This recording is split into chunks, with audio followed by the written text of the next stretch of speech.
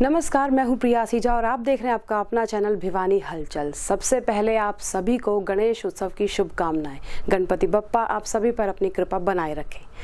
खबरों की शुरुआत विस्तार से। लोगों को HIV के प्रति जागरूक करने के लिए विभाग द्वारा जागरूकता अभियान चलाए जा रहे हैं। इसी कड़ी में आज एक मीटिंग का आयोजन किया गया, जिसमें विभिन्न विभागों के अधिकारियों ने भाग लेकर नेशनल एड्स कंट्रोल प्रोग्राम पर चर्चा की। गौरतलब है कि राज्यसभा से HIV एड्स एक्ट 2017 बिल को मंजूरी मिलने के बाद यह 10 सितंबर को लागू कर दिया जाएगा। यह जानकारी परिवार कल्याण मंत्रालय द्वारा दी गई। वहीं आपको बता दें कि इस एक्ट के लागू होने के बाद एड्स के मरीजों से भेदभाव को अपराध माना गया है तथा इसके तहत दोषी पाए जाने वाले पर सजा के रूप में 3 महीने से लेकर 2 साल तक की जेल और 1 लाख तक के जुर्माने का भी प्रावधान है। वह किसी भी मरीज की सहमति के बिना HIV टेस्ट या किसी मेडिकल ट्रीटमेंट के लिए उन्हें मजबूर नहीं किया जा सकता। इसके साथ साथ राज्य और केंद्र सरकार की जिम्मेदारी है कि मरीजों में इन्फेक्शन रोकने और उनके उपचार में भी मदद करें। नेशनल एड्स कंट्रोल प्रोग्राम, इस कार्यक्रम के अंतर्गत हम लोगों को HIV के बारे में जागरूक करते हैं और जो लोग HIV पॉजिटिव होते हैं उनको इलाज कराते हैं, ART दिलवाते हैं। तो इसी का HIV जो पॉजिटिव लोग होते हैं, जिनको हम PLHIV बोलते हैं, उन लोगों के साथ बहुत भेदभाव होता है। उस कम से कम 50% लोगों के साथ किसी न किसी वे में भेदभाव होता है। तो उस भेदभाव को रोकने के लिए भारत सरकार ने एक कानून बनाया है, जो कि नवंबर 2018 से लागू हो चुका है। लेकिन उस कानून के बारे में लोगों को जानकारी कम है, तो उसमें जानकारी देने के लिए हमने आज डिफरेंट डिपार्टमेंट्स के जो अधिकारी हैं उनको बुला के एक मीटिंग की गई थी और उनको एक्ट के बारे में जानकारी दी गई थी। इस एक्ट के अनुसार सभी विभागों में हमने एक कंप्लेंट ऑफिसर को डेजिग्नेट करना है, जो कि अगर कोई PLHIV है, उसके खिलाफ कोई भी किसी तरीके का भेदभाव होता है तो वो उस कंप्लेंट ऑफिसर के पास जाके अपनी समस्या बता सकता है, अपनी शिकायत दर्ज करवा सकता है। गुरुवार को स्थानीय आर्य कन्या स्कूल में भारत माता अभिनंदन संगठन द्वारा प्रेस कॉन्फ्रेंस का आयोजन किया गया। इस दौरान संगठन पदाधिकारियों द्वारा आगामी 11 सितंबर को आयोजित होने वाले समारोह की जानकारी दी गई। वहीं साथ ही भारत माता रथ यात्रा के बारे में भी विस्तार से बताया गया। वीरवार को भारत माता अभिनंदन संगठन द्वारा संगठन के केंद्रीय कार्यालय नजदीक आर्य कन्या स्कूल में प्रेस कॉन्फ्रेंस का आयोजन किया गया। वहीं पत्रकार वार्ता को संबोधित करते हुए भारत माता अभिनंदन संगठन के नगर प्रधान व प्रसिद्ध समाज सेवी अंशुल लोहिया ने बताया कि 11 सितंबर को प्रातः 9:15 बजे सांस्कृतिक कार्यक्रम का शुभारंभ गोविंद राम टिबड़ेवाल सभागार दिनोद गेट भिवानी में होगा। समारोह में भिवानी की 30 सामाजिक संस्थाओं व समाज सेवकों को भारत माता अभिनंदन सम्मान 2021 से सम्मानित किया जाएगा। वहीं तदोपरांत सायं 3 बजे भारत माता रथ यात्रा निकाली जाएगी, जो कि शहर के विभिन्न मार्गों से होते हुए टिबड़ेवाल सभागार में पहुंचेगी। माता की अनुकंपा एवं आशीर्वाद से पूरे देश के अंदर हर गांव में, हर शहर के मोहल्लों में 11 सितंबर को चतुर्थ भारत माता अभिनंदन दिवस मनाया जा रहा है। 11 सितंबर 1893 को भारत की सभ्यता, भारत की संस्कृति एवं स्वामी विवेकानंद जी के कारण पूरे वर्ल्ड में भारत देश की, भारत माता की जय जयकार हुई थी। इसी के परिणाम स्वरूप भारत माता अभिनंदन संगठन द्वारा वर्ष 2018 से ही 11 सितंबर के दिन को भारत माता अभिनंदन दिवस के रूप में मनाया जा रहा है। 11 सितंबर के दिन वेस्ट गोविंद राम टिबड़ेवाल सभागार के अंदर भव्य प्रोग्राम के अंदर भारत सरकार के ब्रांड एम्बेसडर डॉक्टर प्रशांत गायकवाड़ जी, जो कि बेटी बचाओ बेटी पढ़ाओ के अभियान के ब्रांड एम्बेसडर हैं, उसके साथ साथ श्रीमती शालिनी ऋषि महिवाल जी, जो अंतर्राष्ट्रीय वुमेन अचीवर अवार्डी हैं। इसके साथ साथ CCRT, ministry of culture, government of India के just formal director Shri Girish Chandra Joshi ji भी कार्यक्रम में पधार रहे हैं।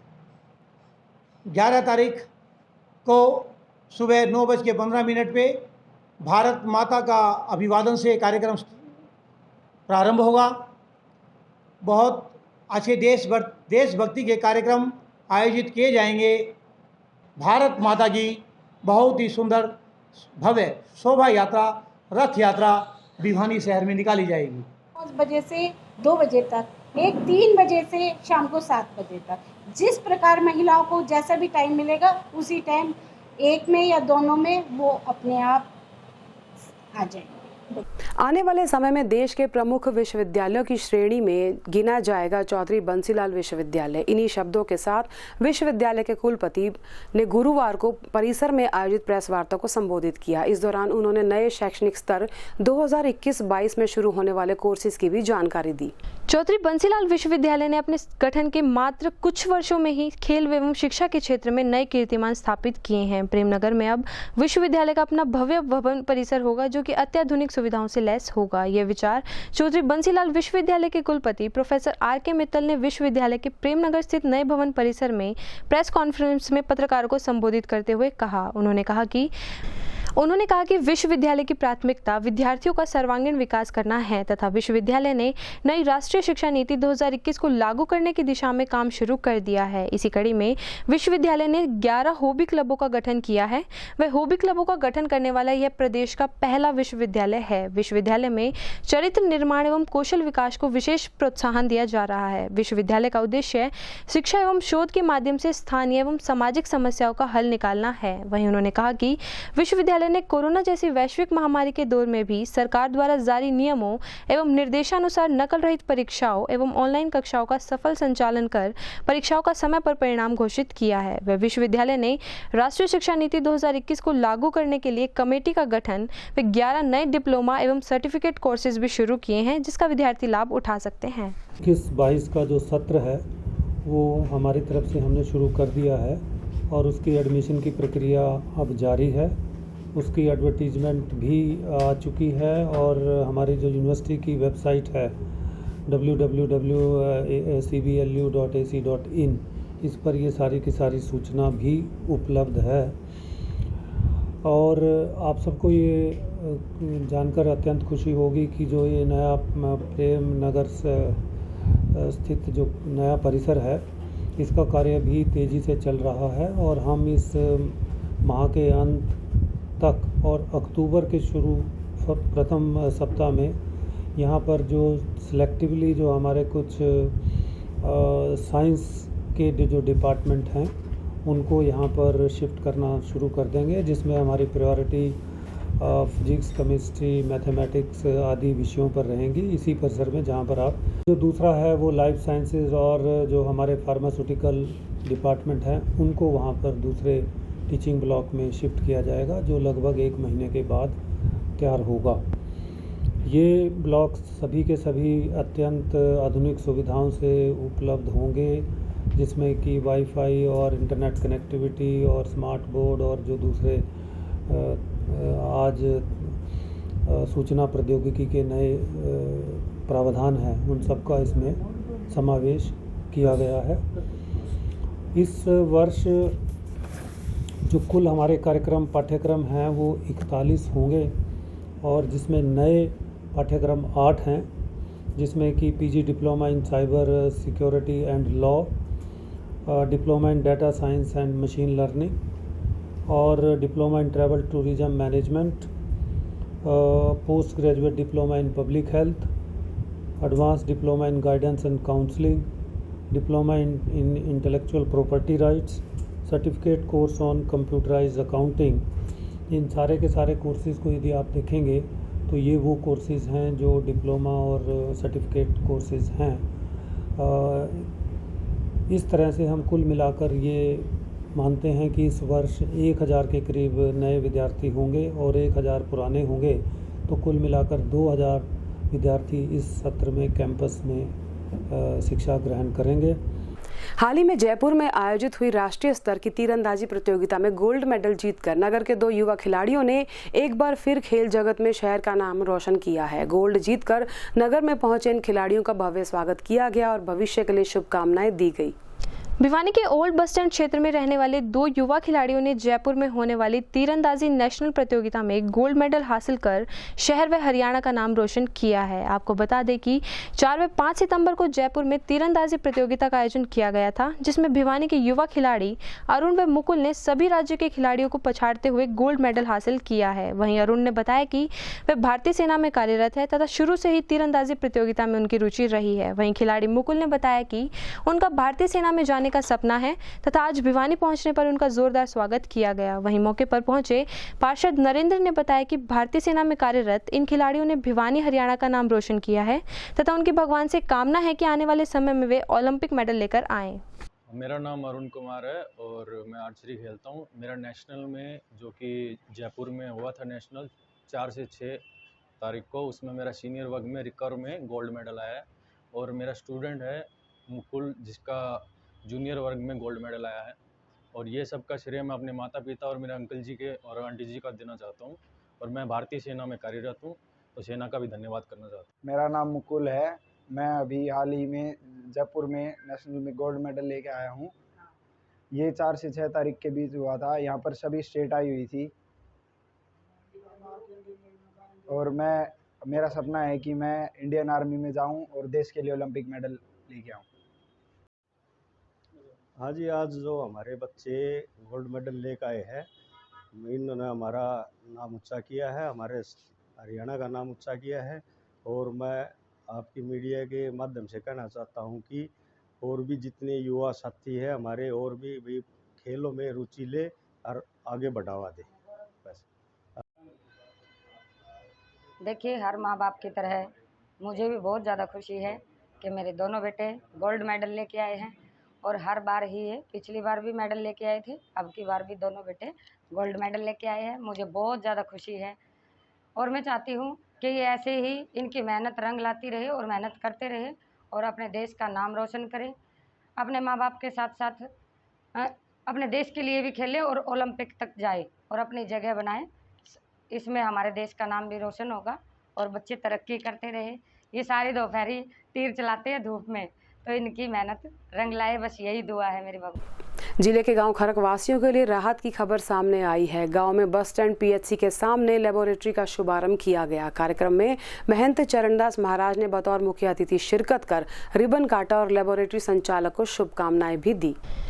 भिवानी के खरक गांव में बस स्टैंड पीएचसी के सामने लक्ष्य लेबोरेटरी का शुभारंभ कार्यक्रम का आयोजन किया गया। इस कार्यक्रम में मुख्य अतिथि के रूप में महंत चरणदास महाराज जी विशिष्ट अतिथि के रूप में पहुंचे। क्षेत्रवासियों के लिए राहत भरी खबर है क्योंकि खरक क्षेत्र में पहली लेबोरेटरी है जिसमें सभी प्रकार के टेस्ट किए जाते हैं। इस लैब में खून की सभी प्रकार की जाँच की जाती है तथा यहाँ पर मोतीझरा, पीलिया, cholesterol, liver, kidney, heart, sugar, thyroid और सभी प्रकार के टेस्ट किए जाते हैं। इसके साथ साथ खरक क्षेत्र के आसपास के गाँव में मुफ्त से सैंपल लेने की सुविधा भी यहां उपलब्ध है तथा जो भी मरीज अपना सैंपल देने के लिए लैब में नहीं आ सकते वे लैब में फ़ोन करके अपने घर बुलाकर अपने सैंपल दे सकते हैं। वहीं आपको बता दें कि लैब में अत्याधुनिक मशीनों का प्रयोग करके सभी प्रकार के टेस्ट किए जाएंगे व मरीजों को जल्द से जल्द उनकी रिपोर्ट दी जाएगी ताकि मरीज समय रहते अपना इलाज करवा सकें।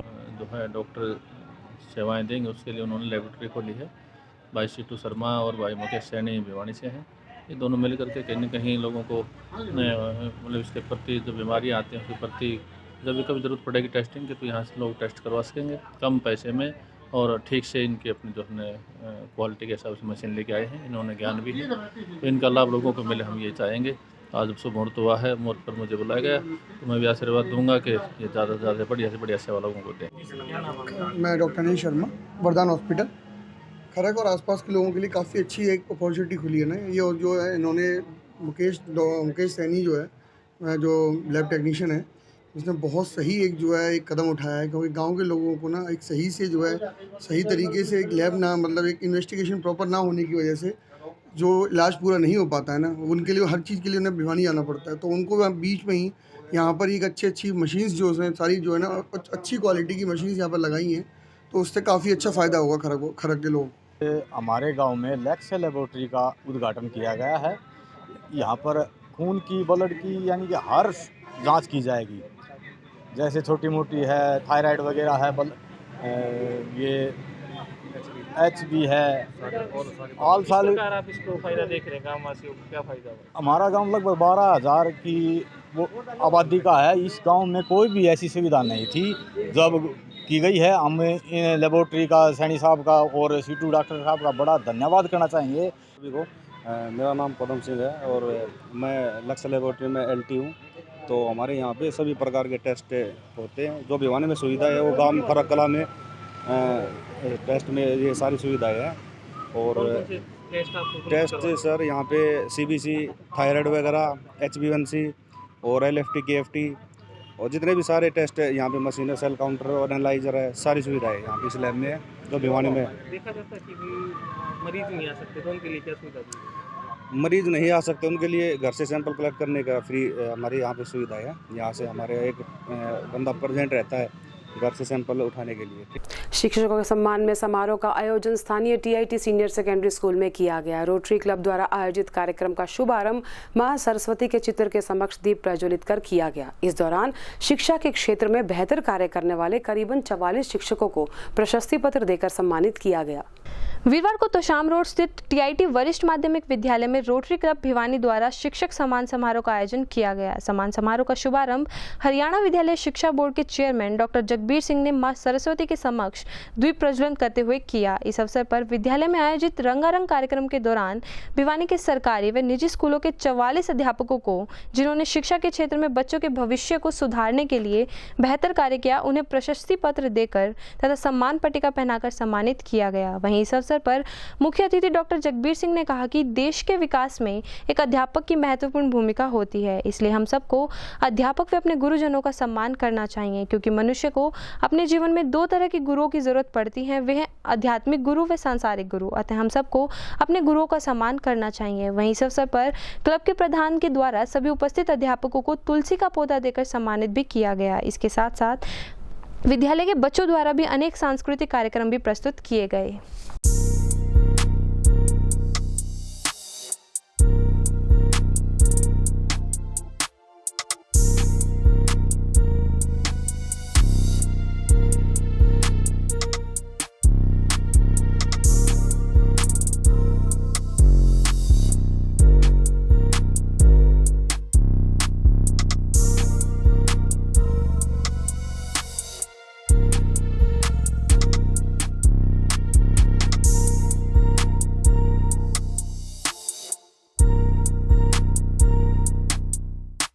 हमारे जो पहले इसको हम मानते हैं वेद व्यास जी, द्रोणाचार्य जी, स्वामी विवेकानंद, स्वामी दयानंद और भी हमारे टीचर्स गुरु रहे हैं।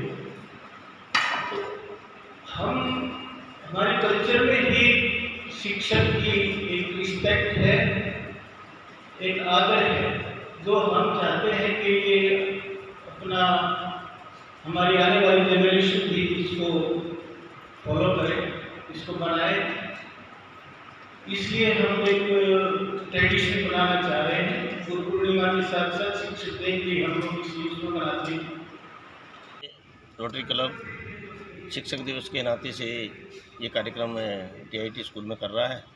तो रोटरी के वर्तमान प्रेजेंट और भावी प्रेजेंट को मैं बहुत बधाई देता हूं कि हम अध्यापकों का सम्मान करने के लिए उन्होंने ये दिन चुना और अध्यापकों को भी, विद्यार्थियों को भी ये सम्मानित करें। तो मैं भी इस बात का बहुत बहुत आभारी हूं कि उन्होंने इस कार्यक्रम में बुलाया।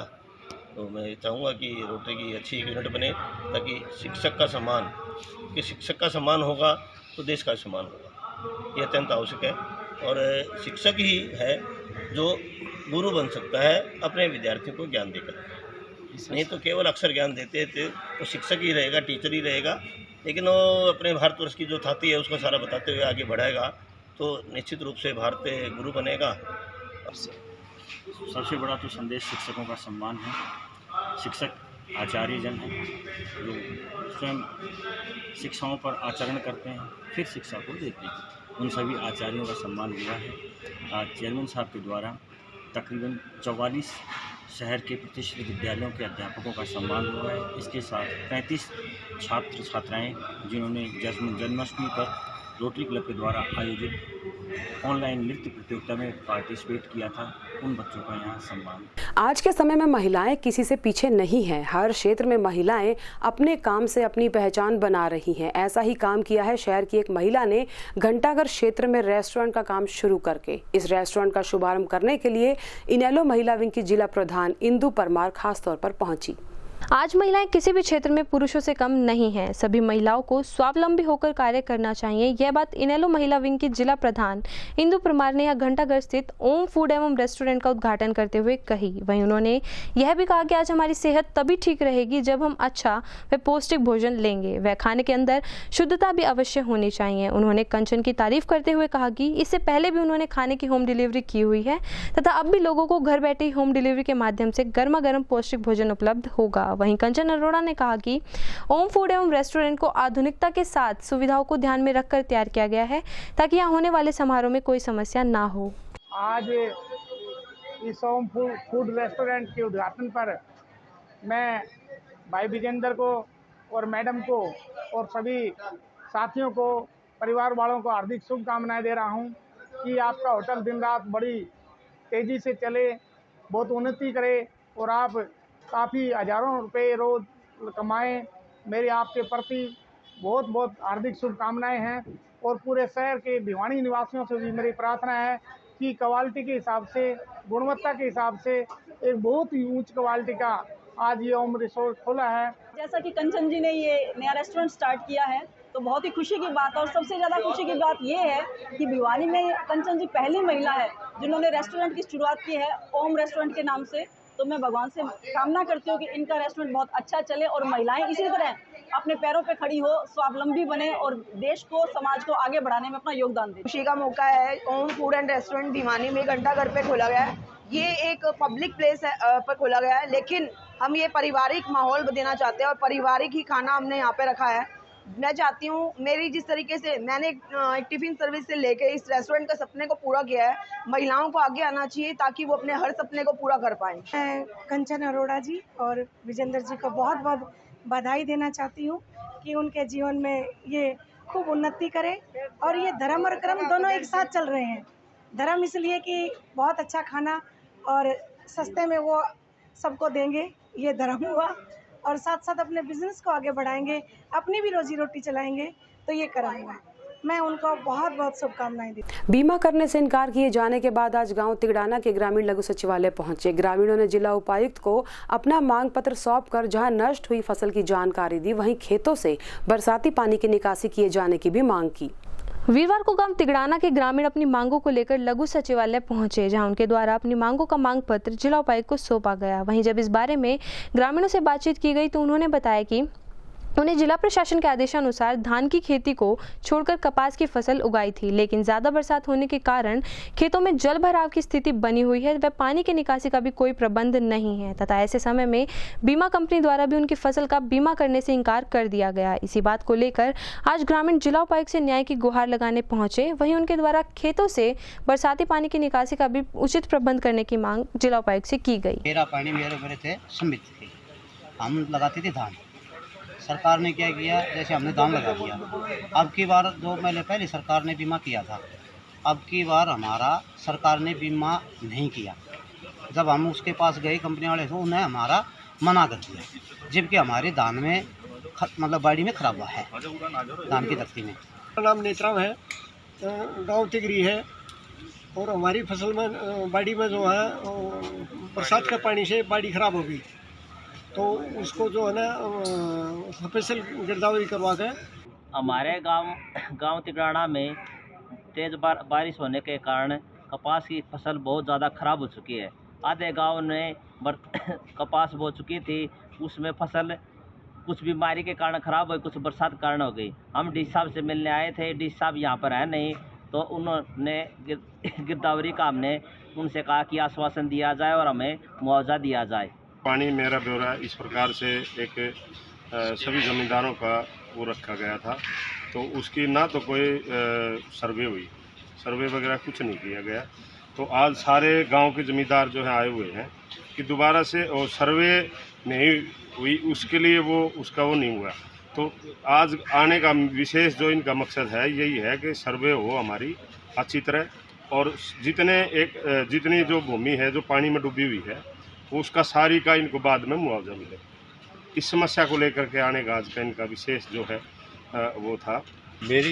मेरा पानी मेरी विरासत योजना के अंतर्गत पिछली बार सरकार ने अपने आप को किसानों का प्रीमियम जमा किया था, जो अब की बार वो जमा नहीं किया गया। पानी का काफ़ी मतलब खराबा हुआ वो नुकसान है का पानी से कृषि में, तो उसके लिए ये सभी आए हुए हैं। तो इनके समाधान के लिए हम कृषि विभाग में अभी निदेशक बैठे हैं, उनसे बात करेंगे। उसके अलावा डीसी साहब से जो भी हैं हमारी, उनसे रिक्वेस्ट है कि वो इनकी मांगों को तुरंत से तुरंत हल करें। उनकी विश्व साक्षरता दिवस के उपलक्ष्य में पौधारोपण कार्यक्रम का आयोजन स्थानीय उत्तम नगर में किया गया। इस दौरान सीडीपीओ दर्शना मालवाल ने बतौर मुख्य अतिथि शिरकत की और पौधारोपण करते हुए पौधों का महत्व भी बताया। भिवानी के उत्तम नगर वार्ड नंबर 17 में विश्व साक्षरता दिवस के उपलक्ष्य में पौधारोपण कार्यक्रम का आयोजन किया गया। इस कार्यक्रम का आयोजन वार्ड की पार्षद ज्योति तंवर के नेतृत्व में किया गया, जिसमें महिलाओं ने बढ़ चढ़कर भाग लिया। वहीं सीडीपीओ शहरी दर्शना मालवाल ने कहा कि पेड़ पौधों के बिना मनुष्य का जीवन असंभव है तथा पेड़ों की कमी होगी तो पर्यावरण में ऑक्सीजन कम होगी, जिसके बाद मनुष्य ही नहीं हर जीव का जीना दुर्भर हो जाएगा। उन्होंने कहा कि ज़्यादा से ज़्यादा पौधे लगाकर ही पर्यावरण में ऑक्सीजन के लेवल की बढ़ोतरी की जा सकती है। आज विश्व साक्षरता दिवस से पर पौधारोपण कार्यक्रम किया गया। ये वार्ड 17 में हुआ था। यहाँ पर बहुत सारी महिलाओं ने बढ़ चढ़कर भाग लिया और सभी ने संकल्प किया है कि वो अपने हर खुद के जन्मदिन पे भी और अपने बच्चों के जन्मदिन पे भी एक एक पौधा ज़रूर लगवाएंगे और उनकी पूरी से अच्छे से देखभाल करेंगे। इसके साथ साथ हमने पोषण माह के दौरान जो कार्यक्रम चल रहा है हमारा महिला एवं बाल विकास विभाग की तरफ से, पहले सप्ताह पोषण वाटिका थी जिसमें घर में ही न्यूट्री प्लांट लगाने हैं, जैसे घर में ही किचन गार्डन तैयार करें और अपने घर पे बनी हुई पौष्टिक चीज़ों का इस्तेमाल करें। घर की बनी हुई सस्ती और पौष्टिक चीज़ें बच्चों को स्वस्थ रखने के लिए उनका चेकअप उन पर पूरा ध्यान देने के लिए बताएगा। हमारे वार्ड नंबर 17 में मैडम दर्शना जी आई हैं और हमारे वार्ड की बहुत सारी महिलाओं ने इस कार्यक्रम में बढ़ चढ़कर भाग लिया है और सभी महिलाओं ने दर्शना मैडम जी के उसमें मतलब सभी महिलाओं ने ऐसे बोला है कि हम हर अपने जन्मदिन पे, अपने बच्चों के जन्मदिन पे एक ना एक पौधा ज़रूर लगाएंगे और ये बताया कि हम हर बच्चे को, अपने बच्चा और लड़का और लड़की दोनों को बराबर रखना है और हर बच्चे को अपने आगे से आगे मतलब लड़कियों को जितनी शिक्षा हो सके हमें देनी है। और जो कुपोषित बच्चे हैं उनके पोषण के लिए बताया गया है कि 0 से लेके 6 साल तक के बच्चे के पोषण के लिए हमें क्या खिलाना चाहिए, क्या पिलाना चाहिए और जो साथ में गर्भावस्था होती है उस दौरान जो महिलाएं हैं और उनको क्या खाना चाहिए, क्या कुछ उनके लिए बहुत ही ज़्यादा आवश्यक है उस दौरान। कुश्ती बॉक्सिंग के साथ साथ अब भिवानी शहर हॉकी प्रतियोगिता में भी छा गया है। भिवानी की मिट्टी खिलाड़ी बनाने के लिए जानी जाती है और ये यहाँ के हॉकी खिलाड़ियों ने भी सिद्ध कर दिया है। हाल ही में जयपुर में आयोजित यूथ नेशनल हॉकी टूर्नामेंट में स्थानीय राजकीय मॉडल संस्कृति स्कूल की टीम ने दूसरा स्थान प्राप्त कर जिले का नाम रोशन किया है। भिवानी की मिट्टी काफ़ी समय से ही खिलाड़ियों को बनाने के लिए जानी जाती है तथा यहाँ के खिलाड़ियों ने बॉक्सिंग, कुश्ती सहित विभिन्न खेल स्पर्धाओं में भिवानी का नाम अंतर्राष्ट्रीय पटल पर चमकाया है। इसके बाद अब यहाँ के हॉकी खिलाड़ी भी राष्ट्रीय व अंतर्राष्ट्रीय स्तर पर अपनी अलग पहचान बनाने में कामयाब हो रहे हैं। इसी कड़ी में केंद्र सरकार के फिट इंडिया कार्यक्रम के तहत हॉकी फेडरेशन द्वारा 4 से 6 सितम्बर तक जयपुर में यूथ नेशनल हॉकी टूर्नामेंट का आयोजन करवाया गया। इस टूर्नामेंट में स्थानीय राजकीय मॉडल संस्कृति स्कूल की हॉकी टीम ने देश भर में द्वितीय स्थान प्राप्त किया तथा हॉकी टीम का भिवानी पहुंचने पर स्थानीय राजकीय मॉडल संस्कृति स्कूल में स्कूल स्टाफ सदस्यों द्वारा उनका जोरदार अभिनंदन किया गया। देश भर में द्वितीय स्थान पर भिवानी की हॉकी टीम को सम्मानित करते हुए स्कूल प्राचार्य सविता घनघस ने कहा कि आज भिवानी खेल के क्षेत्र में देश भर में अपनी अलग ही पहचान बनाए हुए है तथा यहाँ के खिलाड़ी हर प्रतियोगिता में राष्ट्रीय अंतर्राष्ट्रीय प्रतियोगिताओं में देश का नाम रोशन करते हैं। इस बारे में बहुत ही मेहनत की और जो youth India fit India national game जो जयपुर में हेल्ड हुआ था उसमें बच्चों ने 2nd पोजीशन जो है वो प्राप्त की। इसके लिए इनका कोच और बच्चे बधाई के पात्र हैं। अब बच्चों के लिए जैसे हॉकी का ग्राउंड है, काफ़ी दिन हो गए कि दिलबाग जो पीटीआई यहाँ से वो रिलीव हो गए थे, तो हॉकी का ग्राउंड है वो कभी तक नहीं कर पा रहा है, तो हम दोबारा से इस ग्राउंड को दोबारा से बना के फुटबॉल के लिए भी और हॉकी के लिए भी बच्चों को दोबारा से गेम के प्रति बच्चों को करेंगे। और अभी हमारे स्कूल में जो है स्पोर्ट्स बॉक्सिंग नर्सरी के लिए भी हमारे स्कूल को वो किया है, तो छोटे बच्चों के लिए हम 6 to 8 के लिए बॉक्सिंग विंग भी गर्ल्स के लिए स्टार्ट करें। आज बहुत अच्छा लग रहा है हमको, क्योंकि ये मेरा पुराना स्कूल कहो या हम बर्खास्त हो गए 1983 पीटीआई में शामिल हैं। ये हमने एक इस स्कूल में छोटी सी पौध लगाई थी खिलाड़ियों के लिए। यहाँ 25 साल से ये ग्राउंड रद्द पड़ा था, इसको चालू किया था दोबारा से, और इन बच्चों को यहाँ हॉकी खिलाना स्टार्ट किया था स्कूल में। और आज ये बच्चे इतने परफेक्ट हो गए हैं कि आज इन्होंने हमें बहुत बड़ा रिजल्ट दिया है। यूथ नेशनल गेम में जो जयपुर में हुआ था उसमें ये ब्रॉन्ज मेडल लेके आए हैं। हमारा मैच जयपुर में चित्रकूट स्टेडियम में हुआ था। हम फाइनल मैच जयपुर यूनिवर्सिटी वहीं की टीम थी जो 3-2 का स्कोर रहा। हम एक गोल से पीछे रह गए। वहीं की टीम थी जिसने हमें हराया और हमारा सिल्वर मेडल आया। गुरुवार खबर लिखे जाने तक जिले में कोई नया कोरोना पॉजिटिव मामला सामने नहीं आया, जबकि कोई कोरोना संक्रमित ठीक भी नहीं हुआ। ताज़ा आंकड़ों के अनुसार जिले में कोरोना पॉजिटिव के एक्टिव केसेस की संख्या 3 ही रही। वीरवार को खबर लिखे जाने तक भिवानी जिले में जहां एक और कोरोना का कोई नया मामला सामने नहीं आया, वहीं दूसरी ओर जिले में कोई भी कोरोना मरीज ठीक भी नहीं हुआ। आपको बता दें कि अब तक जिले में कुल 22,406 कोरोना पॉजिटिव हो चुके हैं, जिसमें से 21,749 कोरोना मरीज ठीक भी हुए तथा अब जिले में कोरोना के 3 एक्टिव केस हैं। वहीं सिविल सर्जन डॉक्टर सपना गहलावत ने लोगों से अपने स्वास्थ्य का खास ध्यान रखने के साथ साथ कोविड-19 के नियमों की पालना करने की अपील भी की। और इसी के साथ दीजिए हमारी पूरी टीम को इजाजत। बने रहिए भिवानी हलचल के साथ।